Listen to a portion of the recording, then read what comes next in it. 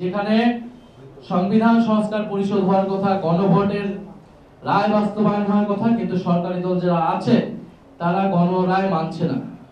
তারা সংবিধানকে তাদের নিজেদের মতো করে ব্যাখ্যা করছে। তাদের পক্ষে গেলে তারা সংবিধানের পক্ষে আছে, তাদের বিপক্ষে গেলে তারা সংবিধানের পক্ষে নাই।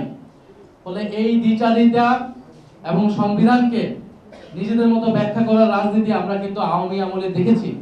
আওয়ামী লীগ একইভাবে সংসদকে কব্জা করে সংবিধানকে দলীয়করণ করেছে, সংবিধানকে নিজেদের মতো ব্যাখ্যা করেছে। এই একই কাজ এখনকার যারা সরকার দল তাদের মধ্যেও আমরা এই প্রবণতা দেখতে পাচ্ছি। ফলে যদি সেই প্রবণতা তাদের মধ্যে থাকে, জনগণ তাদের রায় আবারও রাজপথে জানান দিবে। তো সেটার জন্য কি এনসিপি প্রস্তুত আছে? এনসিপি কে সেই বৃহত্তর রাজনীতির জন্য প্রস্তুতি রাখতে হবে।